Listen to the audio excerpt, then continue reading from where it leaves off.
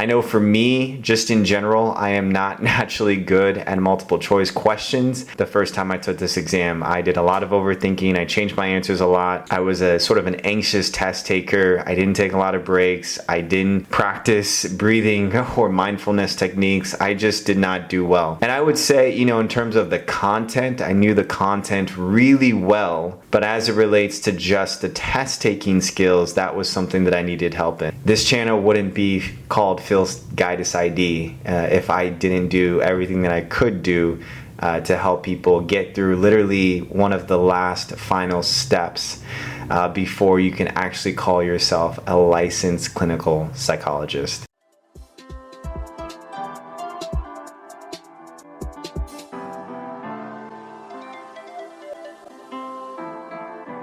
Hey, what's going on, everyone? Welcome back to the channel. My name is Phil Sarpon. This is Phil's Guide to PsyD. This channel is dedicated to all things psychology, wellness, and graduate school.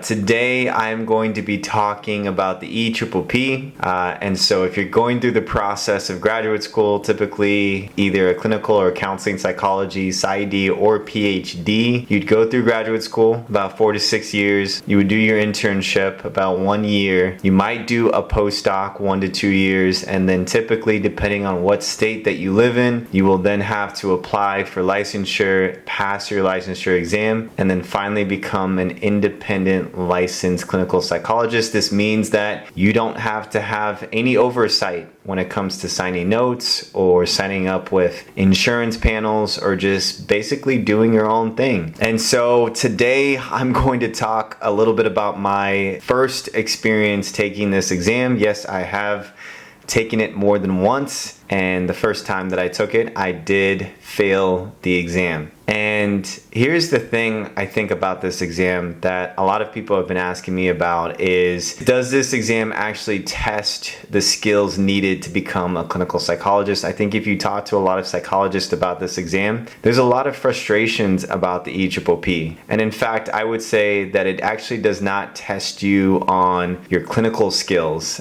Just because you fail this exam does not mean that you are a bad psychologist or not going to be a good psychologist. If anything, this exam is testing you on how good of a test taker that you are. Honestly, you could be a horrible clinical psychologist and still pass this exam. And so if you have already passed this exam, great. If you're looking to take this exam, I would say that most people are seriously considering putting a lot of their energy and their time into this exam. I don't think this is the type of exam, no matter how smart you are, where you can do no studying, just walk in and pass the exam. I haven't really heard any cases like that. And so I do think that when it comes to the seriousness of putting in the time, putting in the investment, figuring out your study style, figuring out what test taking company you're going to go with in regards to the study materials and the study exams and the practice exams, I would say do all of that, be serious, be consistent with it, and just try and pass it on the first time. And I would say if you have already taken it and you have actually already failed it and are looking to take it again, I just want to say that take heart.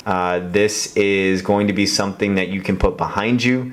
This is going to be something that you can get through. When I failed the exam, I thought I was a failure. I felt inadequate. I felt worthless. I felt like, man, I've gone so far to get to this point only to just fail. And there's a part of me that wanted to give up. There's a part of me that was like, I can't do this. And I will say, whenever those negative thoughts start coming up, I think it's really important to remember your why. It's really important to go back to your mentors, your family, your friends, and have those people pour into you to tell you that you can do it. I think it's important to take some time off. I knew for me, I wanted to just jump right into studying again when I failed. But I think it was really good for me just to take the time, just to rest, just to be mindful, just to practice that form of maybe grieving the fact that I failed the first time. And I think if it wasn't for self-care, I probably would not have passed this exam. I felt the most calm, the most serene, the most confident that I think I've ever felt while taking an exam. And I think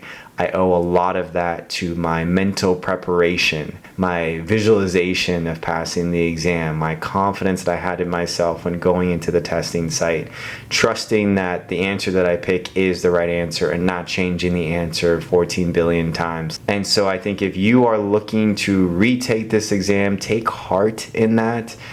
You will pass it. You're not a failure. This is just an opportunity for you to be able to grow, for you to be able to learn what you need to do to surpass this, and you will pass. I will be providing in another video just the scores for the exam and a little bit more of a detailed plan of how I pretty much navigated changing my study structure to pass the next time. And I'll be providing that for my members, and so if you're a member on this channel, you'll be able to get access to that. And so if you all have any questions about anything that I've said, please share it down in the comments section below. But with that, I will see you all in the next video.